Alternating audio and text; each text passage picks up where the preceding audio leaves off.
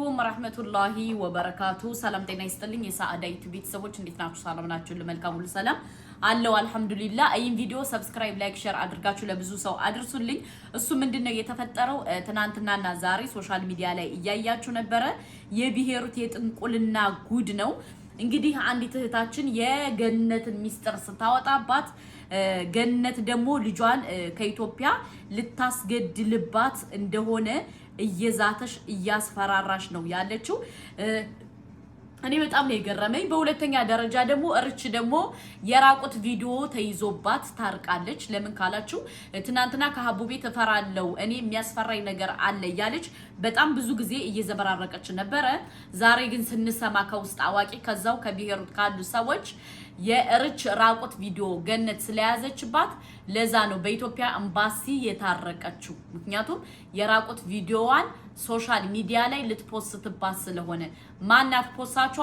ገነት የምትባለው ጋጠወጥ ሴት ማለት ነው።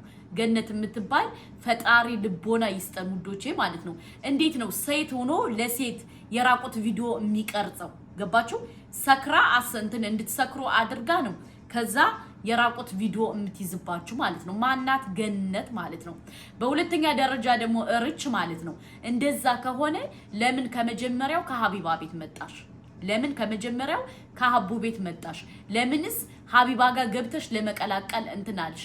ምክንያቱም ሀቅ አወጣለሁ ብለሽ ነው አይደል የመጣሽው። አሁን ግን እንደገና መልሰሽ አንቺ ከታረቅሽ ለምንድነው ሀቢባን ያስጠመድሻት? ጥያቄ ነው። ለምንድነው ሀቢባን ያስጠመድሻት? ምክንያቱም አንቺ ገንዘብ እየተቀበልሽ እንትን እንደምትኛ በደንብ ጠንቅቀን እናውቃለን። ሁለተኛ ደግሞ እርግጠኛ ነኝ እናንተ ተባብራችሁ ያስገደላችሁት ሰው ይኖራል። ያን ሚስጥር እንዳይወጣባችሁ ነው ይህን ነገር ያረጋችሁ እንጂ ሌላ ነገር ባይኖር ትናንትና ከሀቢባ ቤት መተሽ የሱሱን ሀቅ ስታወጭ ሱሱን መድኃኒት እንደጋታችኋት ሲሄር እንዳረጋችኋት ምን እንዳረጋችኋት ተናግራችሁ ዛሬ ደግሞ በኢትዮጵያ ኮሚኒቲ ታርቃለሁ ብለሽ አትመጭም ነበር ማለት ነው። ምክንያቱም ይህ ነገር በደንብ የብሔሩቱ ነገር በደንብ መታየት አለበት።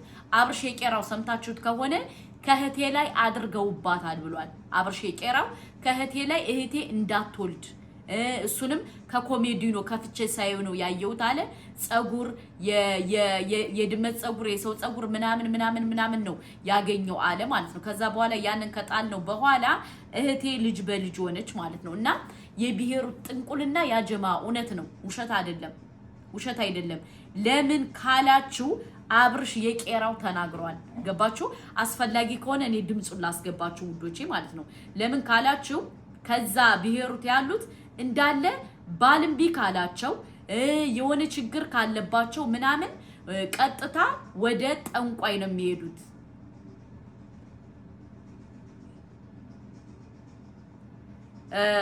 ወደ ጠንቋይ ነው የሚሄዱት ማለት ነው። ገባችሁ? እና ጠንቋዮቹም ደግሞ እንደሚሰሩ እውነት እንደሆነ ነው አብርሽ የቄራው የተናገረው ማለት ነው። እኔንም እናንተንም አላህ ይጠብቀን። እና ብሔሩት ያላችሁ እህቶቼ ወንድሞቼ ብትጠነቀቁ መልካም ነው ብዬ ነው የማስበው።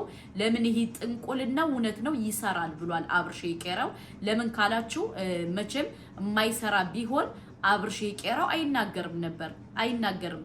ይሰራል። ከእህቴ ላይ ተደግሞባት ነበር። ማን ያረጋባት? የገዛ ጓደኞቿ ነው ያለ። ቆይ ላሰማችሁ ፕሊዝ። ጠንቋይ ቤት ሄዱ ለጠንቋይ መነጋገር ምናምን። ከዛ በኋላ ነጠላችሁን አድርጋችሁ ደግሞ ቤተክርስቲያን ትሄዳላችሁ። እኔ የምነግራችሁ ለእናንተ ሁለት ጌታ የለም እዚህ ምድር ላይ አንድ ጌታ ነው። እሱም ሰማይና ምድርን የፈጠረው ኤልሻዳይ የሆነው አምላካችን፣ ሰማይ ዙፋኑ ነው፣ ምድር የእግሩ መረገጫ የተባለው አምላክ እንጂ እናንተን የምታፈነድዱበት ሰይጣን ምንም ታሪክ የሌለው ምንም እኔ እንጃ ምንም ላይለውጥላችሁ እኮ ነው። ግን የሰውን ህይወት ታበላሻላችሁ። ገብቷችኋል አይደል? አሁን ወደ ቪዲዮ እንገባለን። ይሄንን ቪዲዮ ሊቀመጥ ይፈልጋል።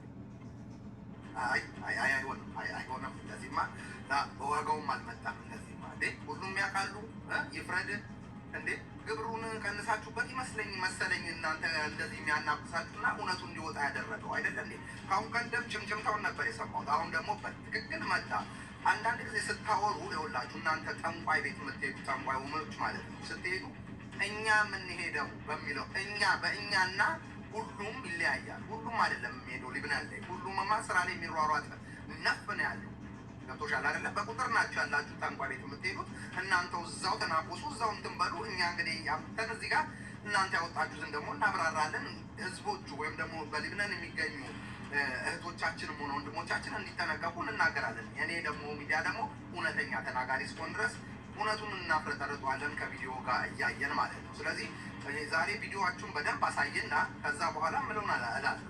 ግን አድምጡ፣ በደንብ አስተውሉ። እዚህ ሊብነን ላይ የምትገኙ እንዳለ የሳቀላችሁ ሁሉ ወዳጅ አይደለም። ስደት ላይ ያላችሁ ባጭሩ ሊብነን ላይ ብቻ አይደለም፣ በአጠቃላይ ስደት ላይ ያላችሁ ተጠንቀቁ። ይህ የጥንቆላ ጉዳይ እመኑን የስንቱን ህይወት የሚያስመሰቃቅል የስንቱን ህይወት የያዘ ወዳጅ መስለው ቀርበው አብረዋቸው በልተው እዛ ጠንቋይ ቤት አፈንድደው መጥተው ከዛ በኋላ እዚህ ጋር መጥተው ደግሞ ከእናንተ ጋር ወዳጅ መስለው ያልሆነ ነገር እያበሏችሁ የእናንተን ህይወት የሚቦዘብዙ እናንተ አታድጉም።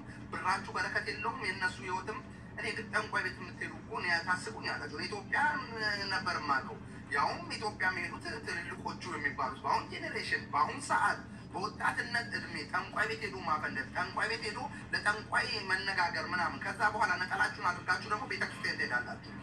እኔ የምነግራችሁ ለእናንተ ሁለት ጌታ የለም እዚህ ምድር ላይ አንድ ጌታ ነው። እሱም ሰማይና ምድር የፈጠረው ኤልሻዳይ የሆነው አምላካችን፣ ሰማይ ዙፋኑ ነው፣ ምድር የእግሩ መረገጫ የተባለው አምላክ እንጂ እናንተን የምታፈነድዱበት ሰይጣን ምንም ታሪክ የሌለው ምንም እኔ እንጃ ምንም ላይለውጥላችሁ እኮ ነው። ግን የሰውን ህይወት ታበላሻላችሁ። ገብቷችኋል አይደል? አሁን ወደ ቪዲዮ እንገባለን። ይህንን ቪዲዮ እንዲቀመጥ እፈልጋለሁ። ግን አንድ ታሪክ ልንገራችሁ። ከአሁን ቀደምም ነግሬያችኋለሁ። በሲስተር ቤት እንኳን መኝታ ቤቷ ላይ እኔ ገብቼ ያገኘሁትን መሳቢያ ውስጥ እኔ ባላገኘው ሌላ ታሪክ ነው። ከፍተን ስናየው ግን ጸጉር፣ ዳይፐር፣ ብር የተቆራረጠ ምናምን ተሰርቶባት መጥቶ መኝታ ቤቷ ማን ያስገባው? መኝታ ቤቷ ሲስተር ቤት ነው የምላችሁ። እውነተኛ ታሪክ ነው የምነግራችሁ። እዚህ ስደት ላይ ማን ያስገባው? ራሱ መጥቶ ገባ? ኖ የገዛ ጓደኞቿ ወዳጅ የምትላቸው ናቸው መቼም መኝታ ቤቷ ድረስ የሚመጡት እነሱ ናቸው ያስቀመጠው። ህይወቷ እንዲመሰቃቀል ነበር። ግን ፈጣሪ በእኔ ተጠቅሞ እንደ አጋጣሚ ዕቃ ፈልጌ ሳወጣ ግን ያንን ነገር ነው ያገኘነው። ለምን ልጅ እንዳትወልድ ምናምን ምናምን አይሰራም አይደለም እዚህ ምድር ላይ። እዚህ ምድር ላይ የምድር ጌታ የምድር ገዢ ብሎታል መጽሐፍ ቅዱስም። ይሰራል ግን ላመናችሁበት ነው የሚሰራው። የብዙዎችን ህይወት ያመሰቃቀላል። እውነቱን የምነግራችሁ ነገር ማለት ነው። ስለዚህ ልጅ እንዳትወልድ እንኳን አድርጓት ነበር። ግን ያ ነገር እንትን ካለ በኋላ ልጅ ብለ ልጅ ነው የሆነችው። ገብቷችኋል? አይሰራም እንዳትሉ ነው ይህንን ምስክርነት የምነግራችሁ። ስለዚህ እነዚህም ተጠንቋቋቸው። በቃ ባቸው እኔ እዚህ ሊብነን አይደል ያለው ምንም በቃ እውነቱን ነው የምነግራችሁ። ተጠንቋቋቸው። በቃ ከወዳጅ ከዘም እዚህ ጓደኛ አያስፈልግም። እንደኔው እኔ አሁን ጓደኛ ባናተ ተተከል የምል ሰው ነኝ። ራሴን ሆኜ የምኖር ሰው ነኝ። ይህንን ጠንቅቀው ያውቃሉ የቤሩቶቹ እርግጠኛ ሆነ። ሰማችሁ? የብሔሩ ጠንቋይ እንግዲህ እውነት በትክክል እንደሚሰራ አብርሽ የቄራው መስክሯል።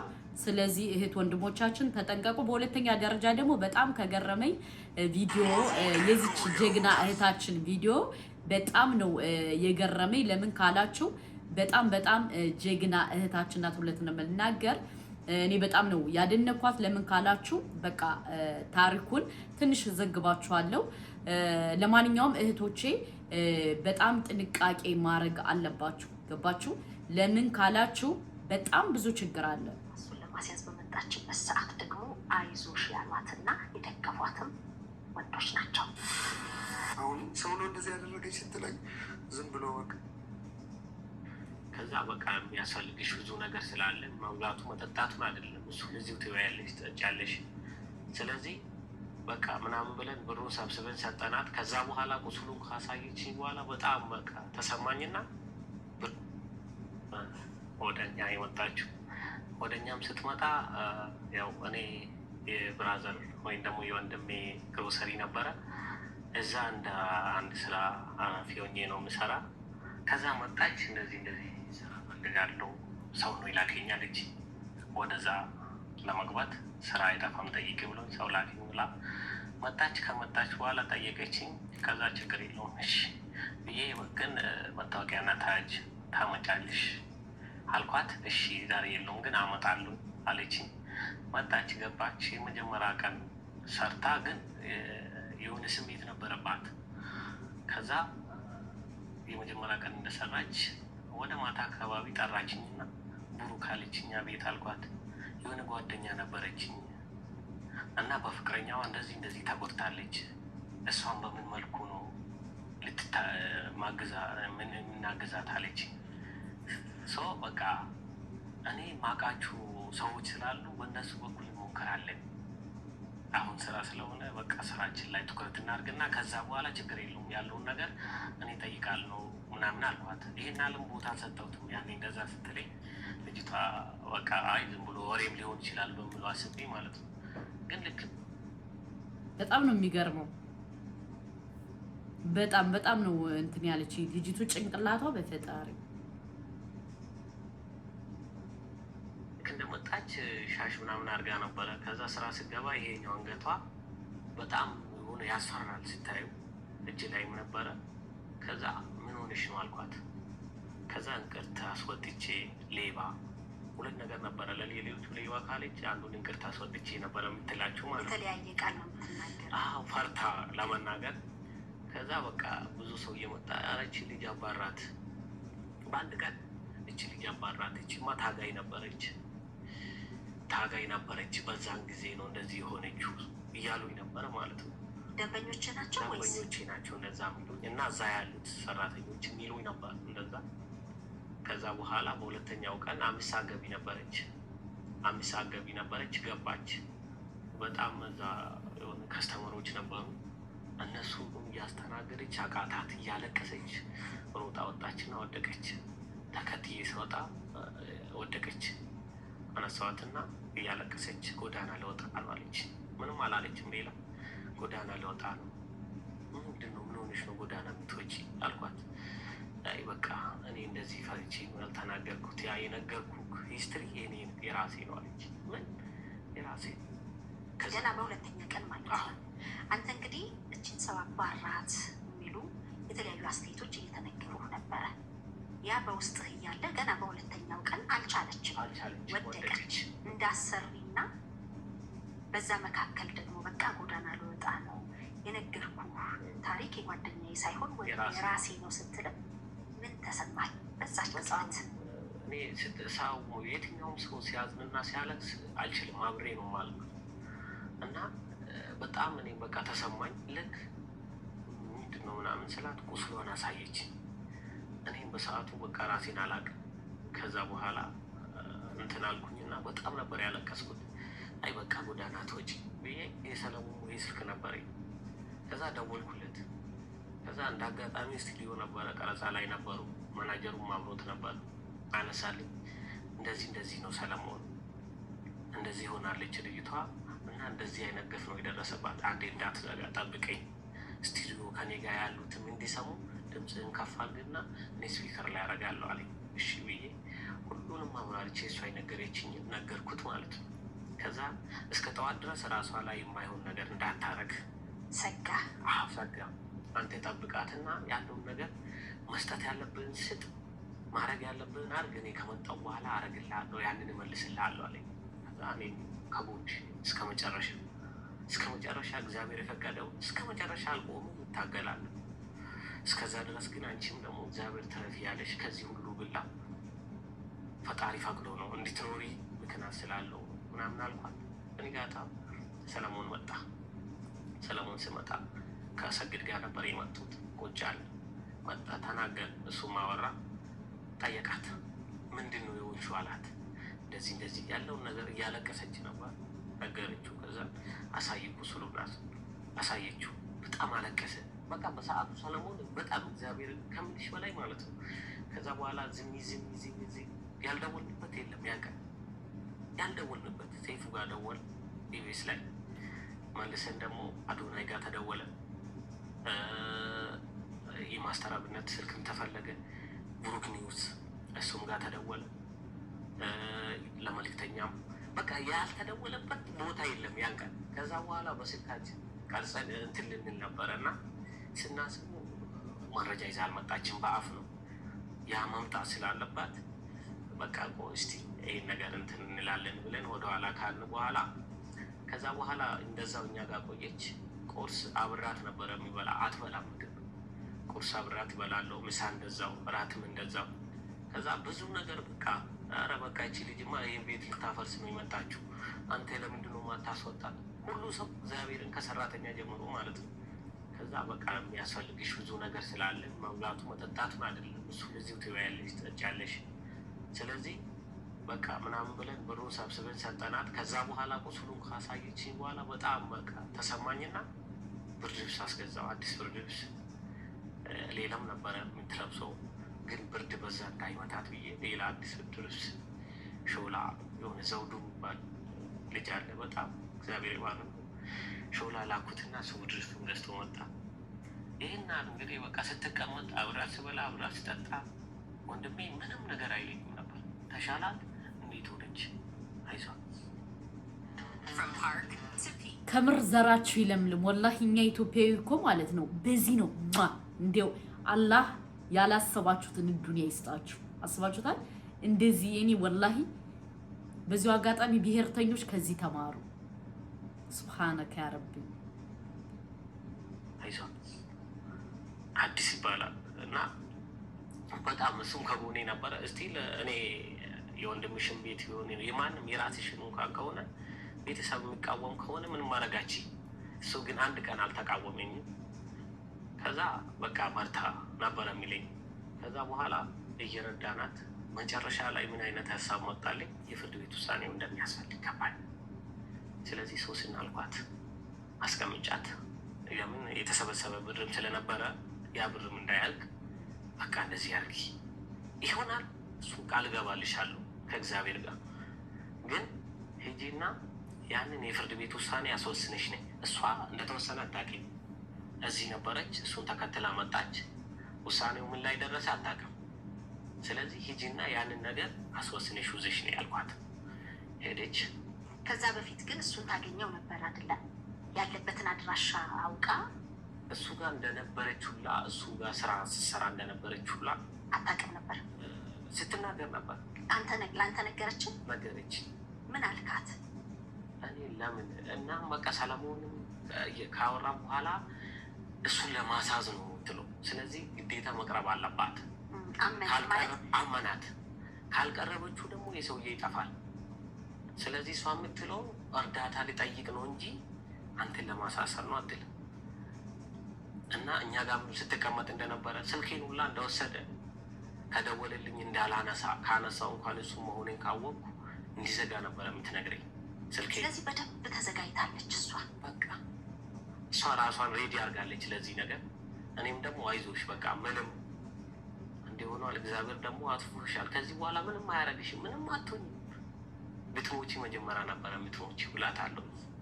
ከዛ በኋላ ባህር ዳር ሄደች። በጣም ከባድ ነው፣ ከባድ። እስካሁን የአንገቷ ብቻ ነው፣ የሌላ ምንም አላየሁላትም። ከዚያው አንገቷን አሳየችኝ። በቃ ደነገጥኩ። በቃ አጋጣሚ ሆኖ የኔ ማስፈታው የነበርኩ ልጅ ናተ ብዬ ተጠራሁ ማለት ነው። በቃ እኔ ትቼሽ ልሄድ አልኳት። አጋጣሚ ሆኖ ፖሊሱ ከመጣ ወይም ማናገር ከፈለግሽ በዚህ ቁጥር ስልክ ደውይልኝ ምናምን ብያት ሄድኩና ራይድ እየጠበቅነው ነው ውጭ ቆማል። ልጁ እንደዚህ ያሳፈርኩ አኪ ብላ ጠራችኝ እና አቤት ብዬ ዘወር ስል ነው እንደዚህ ብላ ሆዷን አሳየች። ያኔ በቃ ልጅ መሆኑ ነው የጠፋኝ። እንዲሞኛለሁ በቃ ይሄ ሞኛለሁ ብላ አለቀሰች። ልጁ ያልኩሽ ከኔ ጋር የነበረ ደነገጠ። ምንድነው አለ። በቃ እንዴ እስቲ በቃ አንተ ሄድ አልኩት። አንተ ሄድ በቃ እኔማ እዚህ መዋል አለብኝ የግድ ምናምን ብዬ እሱን ላኩት። እንዴ ምንድነው አልኩት። በቃ እንደዚህ አድርጎኛል፣ በቃ ይሄማ መታሰር አለበት። ልጁ የት ነው ያለው ስላት ከኔ ጋር ስትለኝ ማለት ከኔ ጋር በቃ ማለት ከኔ ጋር ስላት አብረን ነው የምንኖረው ያለ ነው አለች። እናንተ የቀለዳችሁ ነው እንዴ? አምልቶ ከባህር ዳር ጠፍቶ ወደዚህ መጥቷል እኮ ብለሽኛል። በጣም ከባድ ነው ላይ ብሎ በጣም ማመን አቃተኝ። ገብቶሻል? አምልቶ መጥቷል ብለሽኛል። እንዴት ነው ከአንቺ ጋር የሆነ ስላት አይ በቃ እኔ መጣሁ እዚህ ጋር ተከትዬ ነው የመጣሁ፣ ማሳሰር አለብኝ የመጣሁ እና የግድ እሱ ማግኘት ነበረብኝ። ሳገኘው ደግሞ በቃ የራሴ የሆነ ዘዴ መጠቀም ነበረብኝ እና አብረን እንኖር። ይሄ ያደረከኝ እኮ ይገባኛል፣ ስለምትወደኝ ነው እንደዚህ ያደረከኝ፣ ስለምታፈቅረኝ ነው እንደዚህ ያደረከኝ፣ ላፈቀረው ሰው እንደዚህ የሚደረገ ነው ያደረከኝ፣ አብረን እንኖር ብዬው እሺ ብሎ መጣ። ከምንም በላይ ግን ሚዲያዎች አነጋግሬያለሁ እና ይህን ጉዳቴን አይተው በጣም ብዙ ብር ይሰጡኛል። ቃል የገቡልኝ ሚዲያዎች አሉ 500,000 ብር 800,000 ብር እና ያ ሚዲያ የገቡብኝ ቃል ከተሰበሰበ እኔ እናንተ ጥሩ ህይወት እንኖራለን ስለው ከምንም በላይ ተደሰትና መጣል። ከዛ በኋላ በቃ ለብር ነው አሁንም የመጣ ወደ እኔ እንጂ ባደረገው ተጸጽቶ አይደለም። ምክንያቱም ከዛ በኋላ የሚያሰራ በጣም አሰቃቂ ስራዎች ነበር። ይመታታል። አሁንም እየመታኝ ነው። ያንን ሁሉ የነገረች ግን እዛች ቦታ ፖሊስ ጣቢያ ላይ ማለት ነው። በቃ በስመ አብ ማለት ብዬሻለሁ። ፊልም ላይ ምናምን የምታየዋለህ አንዳንዴ። በሪያሊቲ እንደዛ አይቻላል። እንደዚህ በቃ እኔ የሆነ ሜካፕ አድርገን ምንድን በቃ ድብልቅልቅ ነው ያለብኝ። በቃ ደንግጫለሁ። እንደዚህ አይነት ቁስልም አይቻለሁ በህይወቴ እና ቁጭ ያደረጓት ፊት ለፊታችን የሆነ ምግብ ቤት አለች። አልገባንም ፖሊስ ጣቢያ እና እንዴት ነው ከዛ በኋላ ታዲያ ለምንድን ነው ያላሳሰርሽው ስላት የግድ ወንጀለኛ ወይ ባህር ዳር ወንጀለኛ ነው የአማራ ክልል ወንጀለኛ ስለሆነ የግድ እዚህ ጋር ፈቃድ መሰጠት አለበት። ትእዛዝ ስላልተሰጠ እዚህ ጋር ያለው ደግሞ ማሰር አይችሉም አለችኝ። አይ በቃ እንደዚህ ከሆነ የግድ ንግባና ለምን ብዬ ልጨቀጭቆ ብለን ተያይዘን ገባን። አወራን። ከዚያው አየሁ እሱ ምናምን በቃ እሺ ትንሽ ጠብቁ 10 ሰዓት ሊመጣ ነው። 10 ሰዓት ሻርፕ ስለሚመጣ ዋናው ወዲያውኑ እሱ እንደመጣ ትእዛዝ ይሰጣችኋል አለ። እሺ ብለን ጠበቅ ነው። ከእሷ ጋር በቃ መሄድ አልፈለጉም። ምክንያቱም ሳላደንቃት ማለፍ አልችልም። እችልች ወላሂ በጣም ጎበዝ ናት። ከፈለጋችሁ ደግሞ እንግዳ